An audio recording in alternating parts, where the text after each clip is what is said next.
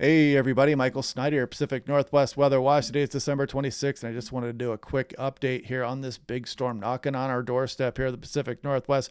Big winds already occurring on the Oregon coast. If you are out there, you already know what's going on here. Gusts over 80 miles per hour for some locations, a story up to 69 miles per hour already. And as this system continues to move into tomorrow, it's going to bring a very strong pressure gradient across some of the interior regions as well. And I wanted to highlight that threat coming up here in a moment.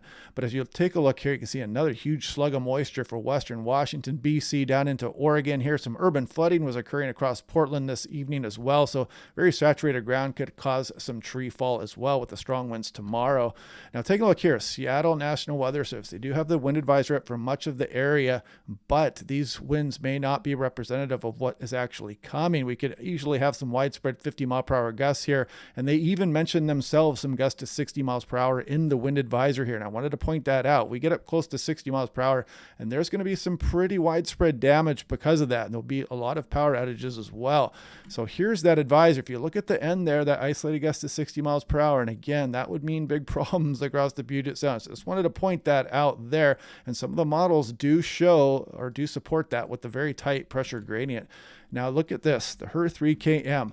Pretty good so far. Look at that 83, nailed that gust there on some of the central Oregon coast here. 65 for Story. They actually got 69 so far. So doing pretty well so far. And then you can see as we go on into tomorrow afternoon, look at some of these gusts across the Willamette Valley getting into the 50s here. South Puget Sound, mid 50s, even higher. Look at Seattle calling for 60 miles per hour across the Seattle area. Then that strong westerly surge coming down the Strait of Juan de Fuca there, moving towards Anacortes and in towards the I-5 corridor with 60 mile per hour gusts possible there as well. So just heads up here, folks. There is some potential for some damaging gusts here across Puget Sound and the Willamette Valley with this storm. As you can see, the Oregon coast, though, is really going to be the winner from this event, and that is ongoing currently.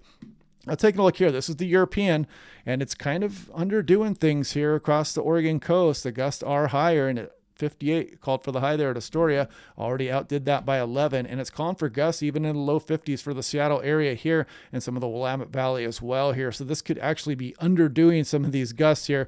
Also showing this strong westerly surge down the Strait of Juan de Fuca towards Whidbey Island, not making it as far inland, however, across the Anacortes area there. But just have a heads up here, the European could be underdoing things. Now let's take a look at that gradient. Here's the NAM, the North American High Resolution Model on the left versus the High Resolution Rapid Refresh on the right. Big storm knocking on the door here, brings a very tight pressure gradient across the interior. Look at this. You're talking about 4, 8, 12 plus millibar gradient from Seattle to Portland here. That is pretty extreme, folks. I think the all-time record is around 15 plus, maybe towards 15.9. I think maybe the Hanukkah Eve storm was about. But that is an extreme gradient there, and that could cause a very strong southerly surge. It could easily go up over 55 towards 60 miles per hour up the Puget Sound. That's why the National Weather Service has it in their text. I just don't think they're communicating that very effectively by just kind of leaving it there in the wind advisory. But anyway, European or the HER shows it, and the North American high resolution models show it there as well. Now looking at the European, put it into motion here. You can see the big storm moving into the Pacific Northwest, tight gradient on the south side, and it also shows some pretty impressive pressure gradients here, 4, 8, 12 plus between Portland and Seattle as well. So it's not just the high resolution model showing it, the European shows it, and I think it's underdoing the wind speeds a little bit here across some of the Pacific Northwest interior. Now, I also wanted to point this out for the waves too. I saw them out there today. They were pretty big, but tomorrow you can see the increase in the wave heights as we go, folks. So find a safe perch if you're out there. Some huge breakers, which means you can get even bigger sneaker waves that really run up the beach line there. So find a safe place if you are out there, beach watching tomorrow. And you can see the National Weather Service Portland also highlighting that concern as well, with breakers up to 35 feet. And of course, you can get those sneaker waves as those waves bunch up on the shoreline there that can run up even further. So just a heads up there. And I just wanted to point that out because it does look like a pretty intense gradient coming across western Washington down towards the Willamette Valley. And I just wanted to make sure people were aware, get any last minute concerns taken care of at this time.